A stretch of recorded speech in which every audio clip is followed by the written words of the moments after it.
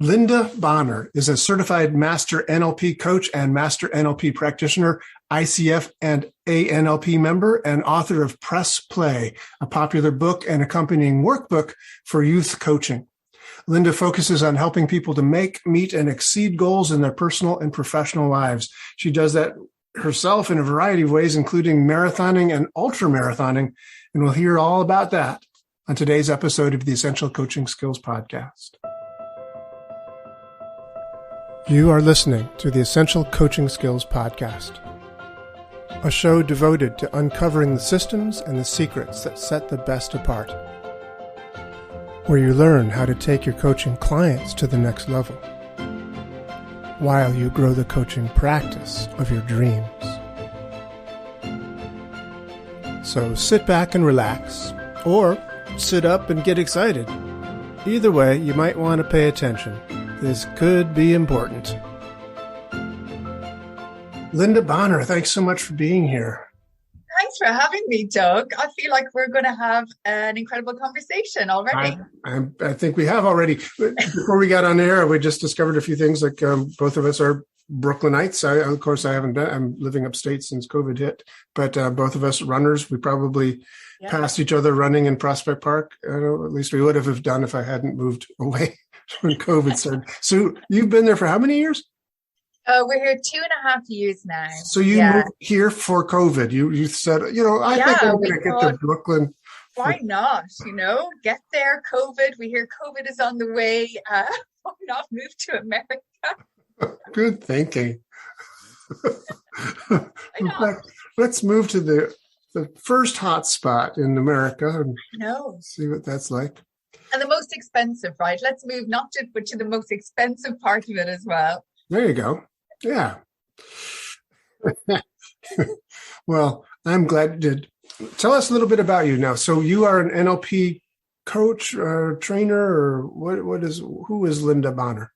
Oh, this is a good question. Thanks, Doug.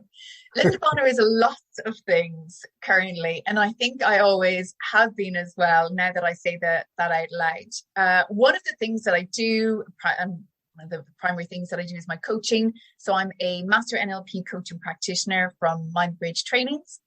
I am also the author of a couple of coaching books as well. So I've got Press Play, which is my coaching book for teenagers. And more recently, I've got Just 3 Things, which is my coaching book for adults. I'm also the co-founder of a well-being app called Upstrive. So we have Upstrive Education and Upstrive Business. I'm a runner, a daughter, a wife, a sister, an aunt, a godmother. Lots of different things. And still an educator at heart as well, because I taught history for 15 years. History? Yeah. And you sound like you may be from New Jersey? Where? Just the other side of that, I think. If you go a little bit further, the other way. My geography is not as good as my history. I'm from Ireland originally, Doug. Yeah, so from Galway in the west of Ireland, and I'm here via the Middle East. So I spent 15 years in the Middle East where I taught. That is a circuitous route. So you you were living in Dubai when you met Mary Lou Seavey, which was brought you to, but you were doing NLP already, or did you? I had an NLP course. I had an NLP certification from a particular course. And that's an interesting story because I wasn't too familiar with NLP. And a friend of mine was telling me about this amazing course she was doing. And at the time, it didn't fit my schedule. I was so busy as a teacher, it didn't fit my budget. And when myself and my friend, when we finished our NLP courses and we compared notes, I was like, you have done a lot more than I have. And your stuff looks a lot better than my stuff. So she introduced me to Mary Lou at MindBridge. And a couple of years later, I've been working with MindBridge. I was one of their representatives when I lived in Dubai. I've done their master's training, their advanced master's training. And if Mary Lou and Jerry Seaver were doing a course on tin opening, I would be there. Cool. That's really good. So they're incredible. Tell me about your books. Now, you said one is Press Play. What does that mean? I mean, to me, it means like on a tape recorder, you press play and you play. Is that where it comes from? Yes and no. And I think I love getting people's take on things as well. Press play comes from the whole idea of take action around something and have fun while you're doing it. So Press Play is my coaching book for teenagers. It was the first book that I wrote. It deals with 40 of the most prevalent real life challenges that young people are facing. It looks at them through 4 different sections of personal, family, friends, and school. And it offers young people a range of skills, coaching skills, tools, and techniques, including NLP, to help them overcome challenges successfully and move forward confidently. So that's Press Play. And then I created a Press Play journal as an accompaniment to that. And then last October for World Mental Health Day, I launched Just 3 Things, which is all about making, So what are those 3 things? Easy. There are more than just 3 things, actually, Doug, and that's the interesting thing as well. But Just 3 Things looks at a number of different categories across our life and offers 3 different ways of managing those particular challenges as well. So it's about making change more simple, easy, manageable, doable. And it's that whole thing of, if one person can do it, anybody can, right? Mm-hmm. Yeah, that's one of the things that's basic tenet of NLP is that we all have the same sort of neurological computer here, so that if we can take the program from somebody's doing something really well, if they can do it, then we can take their strategies and their way of doing it and, that program they're running and put it into this neurological computer of ours, and we can do it too. So you said some of it's from the world of NLP, some of it's not. What other things are you drawing from for your Just 3 Things? I'm also a student of positive psychology at the moment. Oh. Yeah. That's one of the other things I do as well. When I'm are you learning that in New York City, or? I'm doing it online. I started this actually at the start of the pandemic, and I thought, what, I'll have this done in a couple of months. It's 3 large modules to it. It's a fantastic course. I only finished module 1, but I've absolutely loved it. And so there's a lot of focus on strength-based work. Positive psychology isn't just living in la la land thinking everything is great, right? It's looking at a number of different resources. We've got motivation, we've got resilience, and applying this. It's another tool in my coaching toolkit, and that shines up, like it shows up frequently through my writing as well, and especially in Just 3 Things. Cool. So that's really interesting, because I find that most coaches who are successful at coaching have a multiple sort of set of tools that they have available to them. It's not just NLP or not just this or just that. So the name of this website, the name of this podcast is the Essential Coaching Skills Podcast. So tell us what you think would be, if somebody's listening to this podcast and doesn't know really where to go, they want to be a coach, let's just say they want to get better at coaching maybe. What would you say is an essential coaching skill that somebody must know in order to be good at coaching? For me, there's probably more than one. Okay. So at least 3, maybe. There's probably 3 or 4. And these are things, it's really interesting because I didn't think of, number 1 would be active listening. Active listening. That really, really deep listening. And here's our NLP, right? Yeah. Not just listening for those patterns of language, but observing other patterns as well. And hearing the patterns of thought, yes, the patterns of language, noticing the patterns of behavior. And we can only do that when we're fully tuned in to the other person. So a lot of coaches that I meet and that I work with as a mentor, they'll say, well, then I start thinking this, and then I'm thinking of the next question to ask. And I said, well, therein is part of our challenge. We're bringing the focus on us. Whereas when we pause and we put ourselves to one side and we're fully present and we're listening at the deepest level that we possibly can be, we notice so much more. And I think that brings me then to the second point, is taking ourselves out of the equation. Doing our best to park any judgments that we have, any judgments that could arise in the conversation, and driving curiosity instead. And, again, that deeper level of listening. And one of the third things then about this is silence, space and silence. So that's really wonderful to hear that. I'm a big advocate of silence, but very few people mention it. I mean, I think you may be the first person who's mentioned it. Tell me more about how you use silence. I love this so much. And one of the most powerful things that I've learned about myself and in being an even better coach is, again, so not making it about me, or I need to know the next question to ask. I need to be talking. If I'm not asking a question, I'm not a great coach. It's just zipping it and giving the person the space that they need.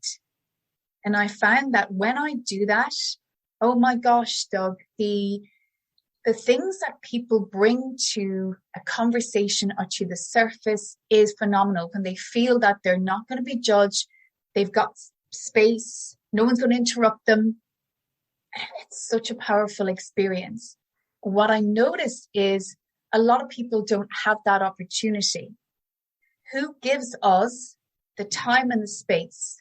And everybody's so busy, right? Yeah. So, okay, I hear what you're saying, and this is it. Well, actually, I wasn't even finished, and there's a lot more thought behind that. And no. So when we stop and get comfortable with the silence ourselves, because I know, again, people I work with aren't always like, it's like, this is weird, Linda. And I'm like, tell me about that. Yeah, no, it's really true. And I know I'm jumping into the silence here a little bit, but it is radio. So one of the things that happens, of course, in a conversation with someone is that there's other modalities happening. We can see each other. And I can see that you're nodding or whatever. Yes. On radio, there's not that much going on. So, but I do want to ask you more about this, because I find it so, what you're saying is just so spot on, so important, I think. The deep listening, very rarely do people get that. To really being heard, to taking in everything, and just not listening to say, okay, I know what my next response is going to be, because most people are just waiting for the other person to stop talking so that I can say my response. Yeah. So it's just listening. And then if I do respond, a lot of times it's going to be repeating back to the person what they've just said. Yes. So that they can hear it, because sometimes, this is true, the part of their brain that says something is not the part of the brain that hears something. So if you say back to them exactly what they've just said using their words, they've heard it for the first time when you say it. Yes. So then they've got to go, oh, well, yeah, that's not what I meant. And what I really meant was, and they expound on it from there. But it's amazing. And then when you stop talking and just listen and look at them with that, pregnant pause or whatever, yeah, they get to go places in their brain that they wouldn't ordinarily. It's so beautiful. And I think I really believe that it encourages, I know I do with my coaches, right? When they stop and they look at me, and it's so uncomfortable first, because I'm like, I'm paying you to ask me questions here. I'm paying you. And I said that to one of my coaches, I'm paying you to do this for me. And she said, and I'm like, right, okay. And then my brain starts to go, well, actually, no, it's not that. That's the surface answer. And I think it's part of this. And I think it's part of that. And again, just giving ourselves the space sometimes as well to explore and not judge ourselves, but not accept the first answer that our brain gives us either. And asking that, what else could be there? What else is there? And what else could be there? Beautiful. When you talk about this active listening, did you learn that somewhere? Did somebody teach that to you? Did Mary Lou Seavey teach that to you? Where did you learn this active listening? A number of different layers and pieces came in, and I think it's definitely my NLP training with Mary Lou and Jerry. That's a huge part of it. And then it's other pieces as well. So as we learn more about NLP and we understand ourselves better, and it's like, I'm not listening very well here. What is it that I need to do differently? So asking ourselves those better questions, that NLP teaches us to do as well. And also then different coaching modules. What am I really doing here? Oh, I'm doing it again. I'm hearing for that piece where I can jump in and I can go, yes, me as well, and me. So I think the context is really important also, because that often comes from a good place. We want to build those relationships. We want people to like us and to feel that we belong. So when we sometimes do that, yes, and me, that's not always, I want to interrupt you with my story. It's hear me on this because I want to connect with you. Like me, please. Right. Yeah. Beautiful. When you do coaching, I have a slightly different question. Yes. One of the things I noticed is over the years, I started doing NLP a long time ago. And back in those days, in the 80s. The 80s, yeah. Remember those? Were you born then? Early. I can't even lie. No, I'm a 90s girl. Anyway, so we would do therapies. We do NLP therapies. That was the thing. You'd say, hey, you want to do a therapy with that? And it was a therapy process. Somewhere along the line, it's segued into doing coaching or just NLP processes or something. And the term coaching evolved, I think, started somewhere, multiple places. I think of it as being started with Thomas Leonard, but other people have laid claim to doing it as well. Anyway, when I do proper coaching, when I'm really in a coaching relationship with someone, it is usually over several months, if not longer. When people come to me for hypnosis or NLP, it's usually for a particular issue. They come for a session, they come for 3 sessions, whatever, and then, we're done. Yeah. What to you is the difference between, or what is coaching to you? Is coaching a one-stop therapy, or is it a multiple weeks, months, years conversation, or how does it work for you? Again, for me, it's about the context and the relationship with the person and what their objective is. And so I know from working with my coaches and with a number of different people, sometimes it's a one-off session and it's this thing has come up. I'm very self-aware and I'm very good at working through certain things, and I'm only human. So I get blinkered and sidetracked and everything else. And I often need that different perspective. Okay. So that's, I'll phone Mary Lou and I'm like, can you help me with something? Like, can you talk me through something like this? Great. Other times it's more ongoing because I know that it's not going to be a one session thing at all. This is something that's quite deep rooted. And so I might choose to work with a coach or with someone else, a mental health professional, for example, over a period of time. And I apply those particular models to my practice as well. So I've got people who will come to me every now and then for a one-off session. I've got people who come to me because they're working with something bigger. And there's something that they want more continuous support. So that might look like a month or 3 months of work together. So I'm very open. I don't, I always say to people, coaches, other coaches that I'm working with or mentoring or something, there's a lot of focus on coaches creating programs and having like a 10-week program or a 10-month program. And I don't do that. Right. And it doesn't mean that I think it's right or wrong. It's just not something that I personally do. Yeah. Okay, cool. So I'm curious about something I saw in your bio, that you are a breakthrough imposter syndrome coach. What is that? Yes. I love this.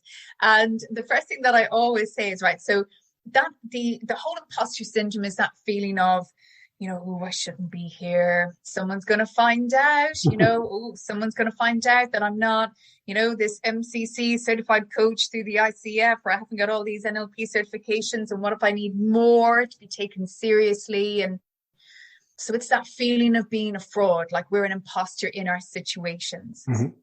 And I did a lot of work with Mary Lou on this. And I said to her one day, you know what? I love this topic. I love it so much. She said, well, maybe this is what you do. I said, oh my gosh, could you imagine if I was like a breakthrough imposter syndrome coach? And she said, I see it, honey. I see it. so it's one of the ways that I market myself, Doug, as a coach who works with and empowers executives in that space to break through their own imposter and to really ignite their self-confidence, to take the seat at the table and to be the leaders that they were born to be, to get rid of the self-doubt and increase their self-confidence, just to own their successes, right? To own what they know and own what they don't know. Being okay with that as well, I think I know it's a huge part of the work that I do also. So is that, you said executives? Is that just for executives? It's not really, because, what is, well, I say like, who's an executive and who's not an executive these days, right? Is it like a title? And when companies approach me, that's how I will market myself. Okay. And it's really interesting because that really resonates. That title of being a breakthrough imposter syndrome coach resonates. I have, only in my own personal experience, resonates exceptionally well here in the US. It did not resonate very well in the Middle East. Mm-hmm. Interesting. And that's interesting. So people will come to me for coaching, so I know you do this. Do you also do that? And I said, well, yeah, of course. And as a master NLP coach and practitioner, there's lots of things that I do outside of that as well. So I think it's interesting what conversations flow more naturally or easily in different parts of the world. I know if it was Ireland 10 years ago and I said, yeah, and I'm a mental health advocate and these are some of the things that I do, they'd be like, don't talk about mental health, Linda. No one talks about mental health. Like we don't do that. We don't do that. We don't do that. Don't talk about feelings and things, of that kind of nature. Let's just go to the pub and not talk. Yeah. Stephen Gilligan used to say that his mother, that Irish Catholics always talk in order to avoid saying anything. Gosh, and talk about listening, right? Who's actually listening? I mean, thankfully, it's so much better nowadays. It really is. It's, we've got work to do, and who hasn't? Yeah, indeed. Yeah. So, future leaders coach, do you work with kids differently than how does that work? So I love this as well, because when I started coaching first, some people used to say to me, why are you still working with teenagers? Because obviously I was a teacher for a huge part of my life, my working life. I said, why would I not? They were like, that's not where the money is. And well, that's interesting because, I want money. And I also love working with young people. I've been through, when I was a teenager, gosh, I had a whole host of challenges that I was trying to work through. And I just couldn't work through them on my own. And I didn't know what help or support to get. Mm-hmm. Yeah. And so when I know for a fact, through all the research that I've done, teaching, everything else, when we give young people the skills, the tools, and the techniques to manage themselves better, manage their stress or anxieties or self-confidence or, body issues or whatever, they will show up to a class in a completely different way. Mm-hmm. For sure. And life is so much more, like I'll always love history and I'll always love education and everything else. There is so much more important things in life than writing a 3-page essay. There really is, or being able to regurgitate facts and things like that. For me, that's a given. I can't believe you said that. That's outrageous. I know. I'll be inundated now with emails like from boards of education and everything else. And well, that's, it's true. And that's where my work with Upstrive, with our wellbeing app, comes into play as well, because again, help people develop that self-awareness, give them more tools, teach them more ways of being able to manage themselves. And we move through life so much more differently, better. So as an educator, as a teacher, did you feel like when you wrote the book Press Play that you needed to create a kind of curriculum, syllabus for students to learn these skills on their own, kind of thing? Could you work with a group of students, do a camp sort of thing, or? Yeah, and I used to, right? So I used to have like emotional intelligence sessions and group coaching sessions for young people, like when I worked in Dubai as well. And, used to work with schools in that capacity. And now that looks slightly different as well. And they were great, and it's interesting because at the time I had a small group of students doing these particular sessions. It wasn't like I was inundated with interest. That takes a lot of courage, right? For a young person, for 15, 16, 17, 18-year-old to say, I'd love to learn more about myself, miss. I would love to learn ways of managing my anger, managing stress, like communicating with my friends better, working with my parents a bit better. I'd love to have these tools. And they're I keep in touch with a lot of these students, and they're the ones who are paving the way. They are the future leaders. A lot of them are the leaders now in their own way. Yeah, for sure. And you are also, we talked earlier about both of us marathoning and running in Prospect Park. You've run a lot of marathons. How many did you say? Sunday will be number 15. Sunday? This coming Sunday you're going This coming Sunday, yeah. All right. So by the time anybody listens to this, that will be in the past. So how'd you do? I love that. So if I can use like my NLP and I can be like, how did I do that? I ran my 3:33 marathon that I want. How did I do it? I like that question. I did brilliantly. Thank you. Excellent. I set myself a very clear, focused outcome. I had, clear and compelling steps towards it. And I figured, this is funny now that you say it, because even when I'm doing my training runs, I'll be doing my own little version of the Toad model, right? I'll test something. I was like, test, operate. That's not working, Linda, do something different. It's like, okay. And what can I change about that? What's my pattern of thought right now? How am I showing up in this situation? And just, doing things better if they're not going well. No, it's a brilliant way of applying the NLP trainings to training ourselves physically in a marathon situation. You've also run ultra marathons. I have. Yeah, I've done 2. Can you define for the listeners at home that don't know what that means, what is an ultra marathon compared to a marathon is 42.2 kilometers or 26.1 miles. 26.2 miles.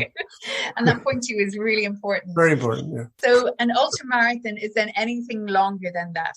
Okay. Most popular distances, 50K, 100K. My running coach has run like 300 kilometers, like across deserts and things like that. So they're long, and they can be very long.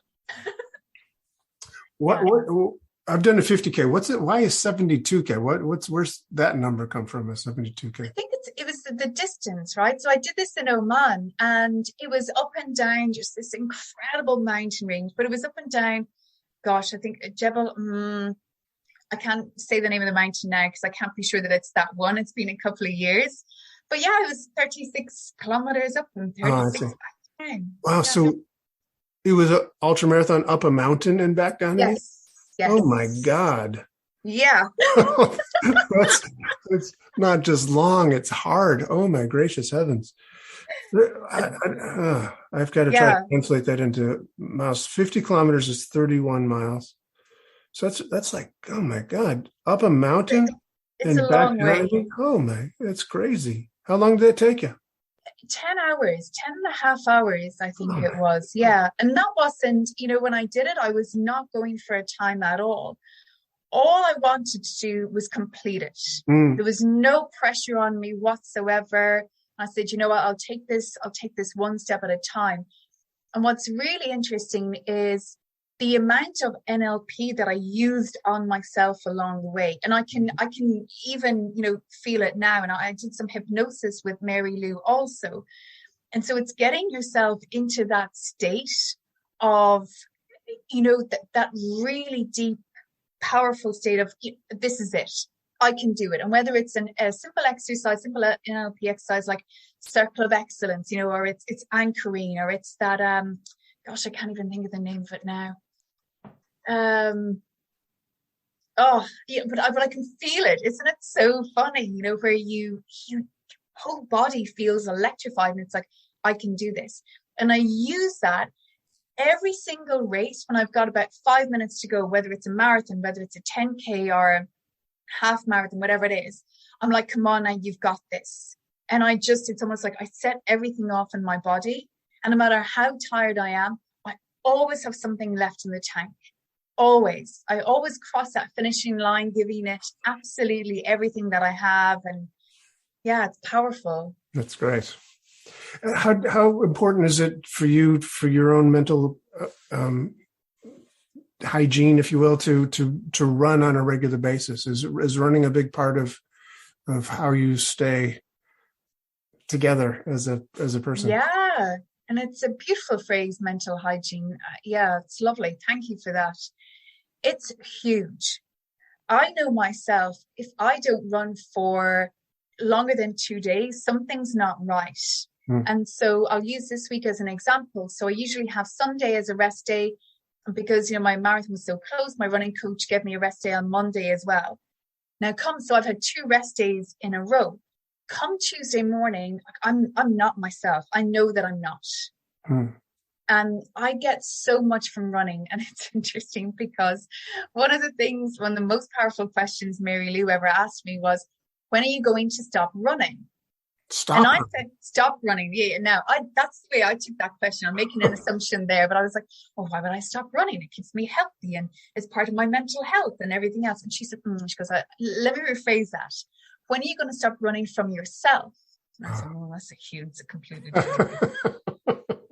completely different question. And that's why. So running's a huge part of, again, owning up to myself, I think, is a good way to put it, and being honest with myself. Because when you're out there, and I don't train with anybody, I'm a bit of a loner like that as well. Me too. Because it's my time then to process. Yeah. And if you're not completely honest with yourself when you're out either running, whether it's 5K, 40K, 50K, up and down a mountain, whatever you want to do, you're going to find it challenging. When you're out there and you're training, you're very honest with yourself. For me, it's a very powerful connection. I don't know, things work better, things flow better. Yeah, that's true. And I like you, have mostly trained alone. I've done a lot of miles. Yeah. It was mostly alone. Although sometimes in the longer runs, I would enjoy running with the club, the Trust Track Club. If I was doing 20 miles or so, it was sometimes awfully nice to have somebody to talk to her and set the pace and keep up with. And I also rarely ran with like music. I tried it a few times to run with a radio or run with something to listen to, headphones on. I didn't like it. I mean, I liked some of it, but it's a time for me to clear my head, to be with myself and to sort things out, and sometimes just to stop thinking entirely and enter into that silence that's so, precious and rare. It's so interesting because, about, 6 weeks ago or whatever, in a conversation with my running coach, and I said, I just stopped for a second to put on a new podcast. And he said, whoa, hang on a second now. And I said, oh gosh, what's going on? And he said, here's your challenge for next week. No music, no podcasts.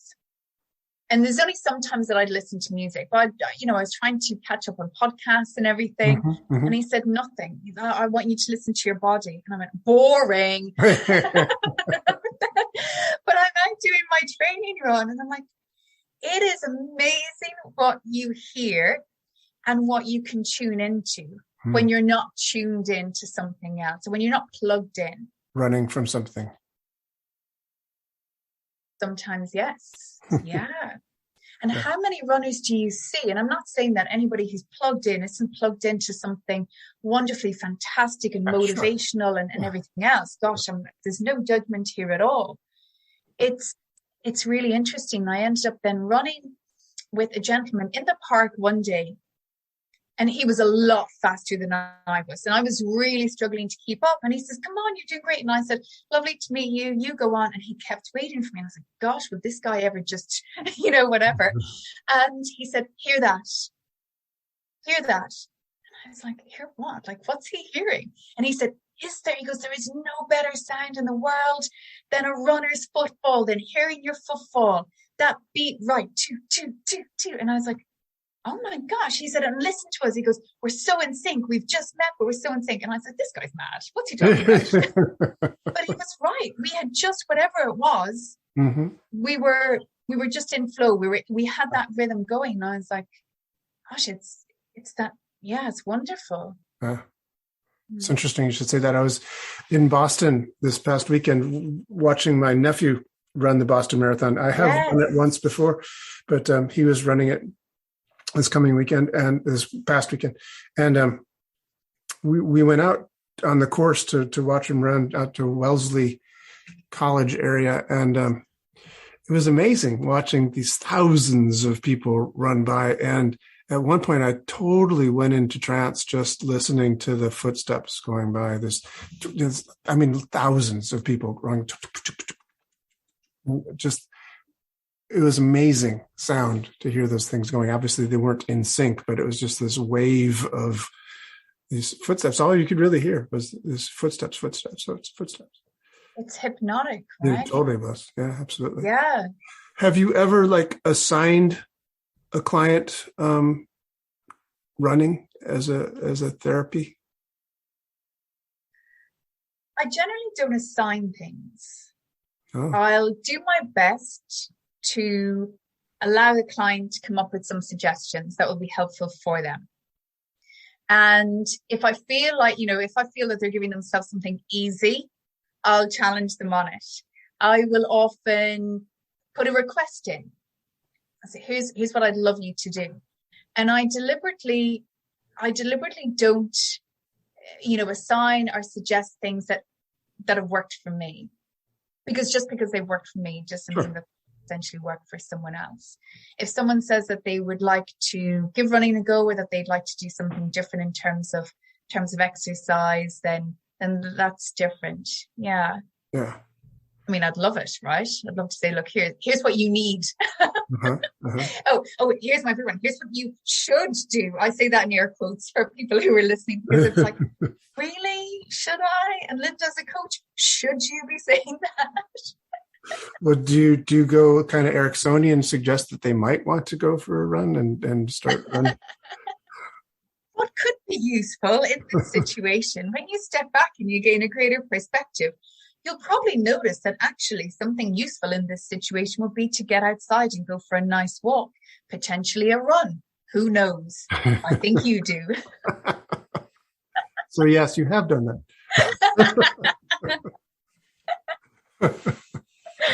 That's funny. It's clearly not the first time you've said those words. Okay, good. So,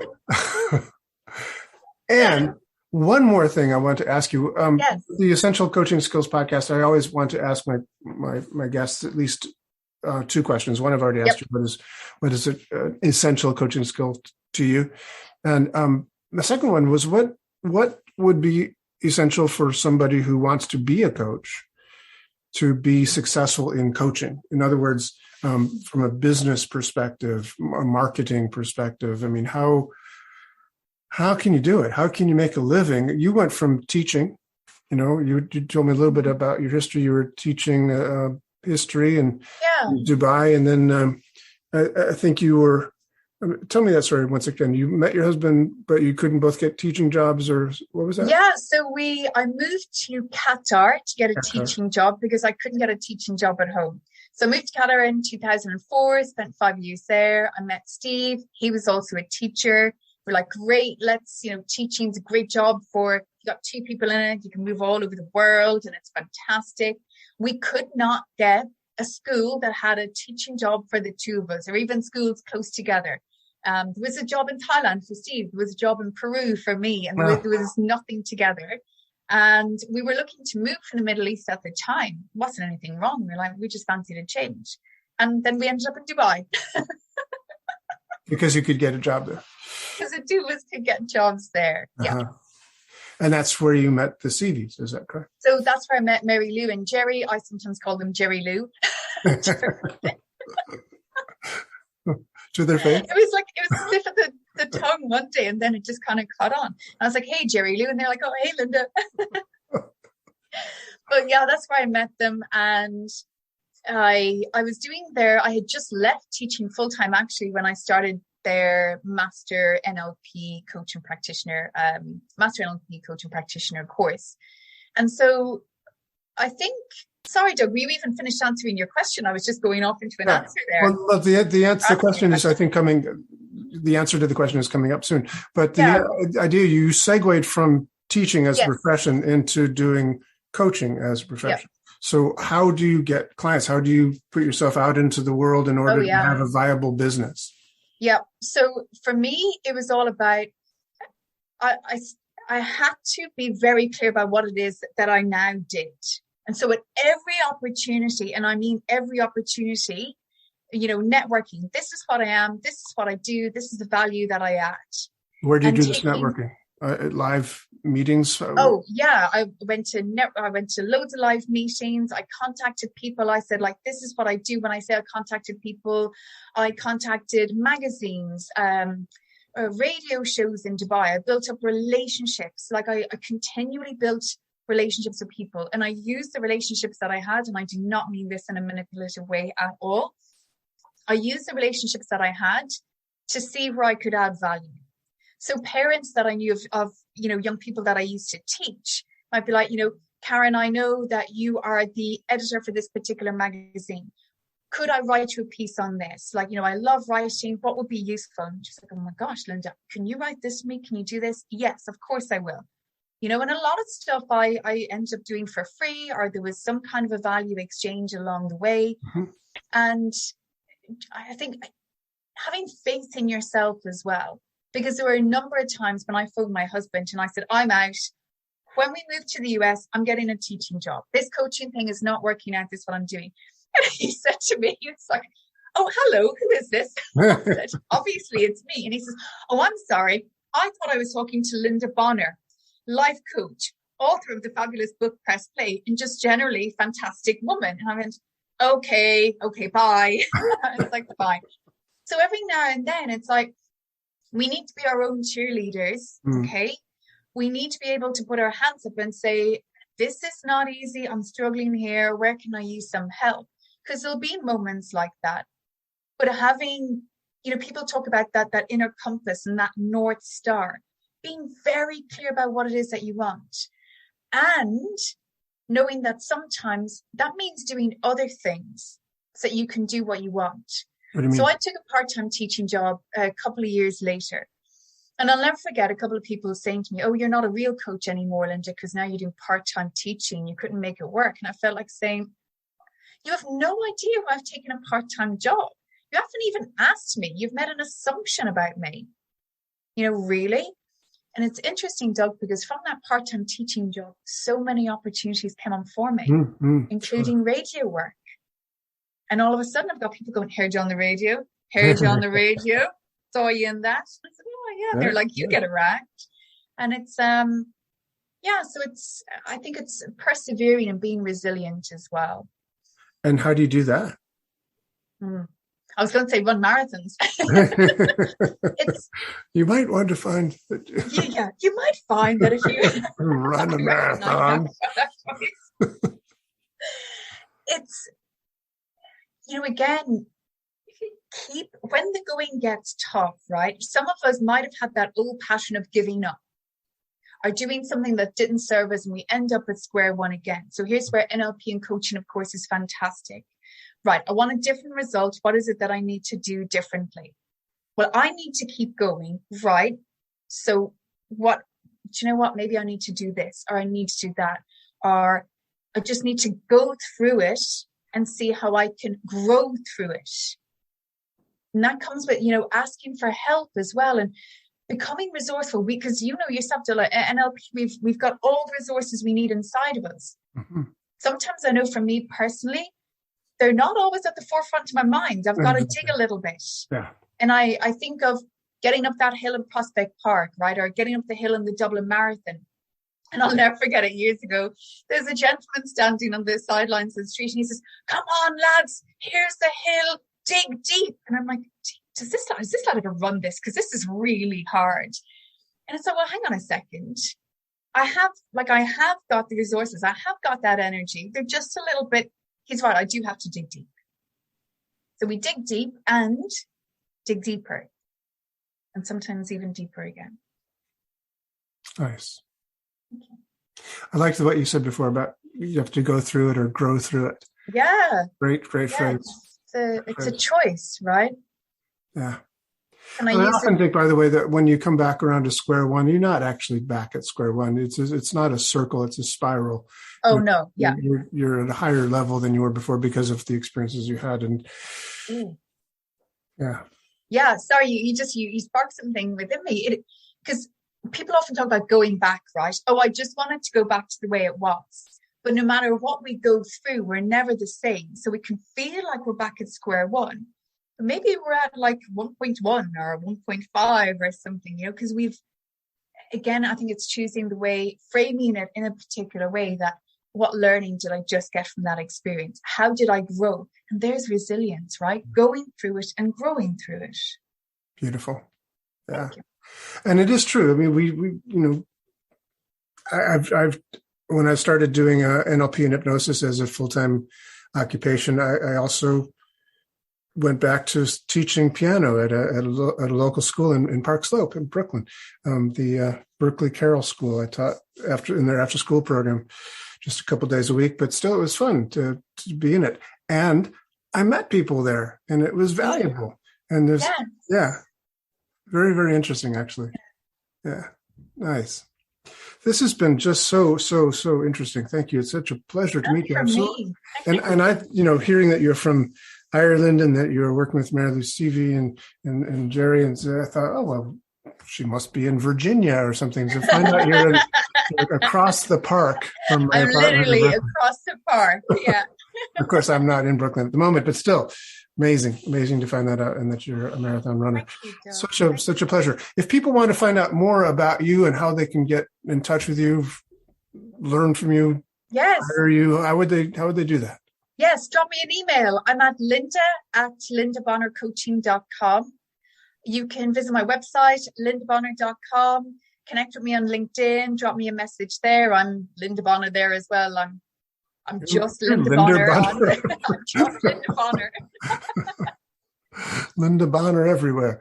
Linda Bonnar everywhere, yeah. LindaBonnar.com. That's such a great time. Yeah, thank you. Yeah, I just love what I do, Doug, right? And I love hearing from people, and I love hearing people's stories and making these connections. And so if you'd like to get in touch, whether it's to do some work, to find out more, to learn a little, I'd love to hear from you. Sounds fantastic.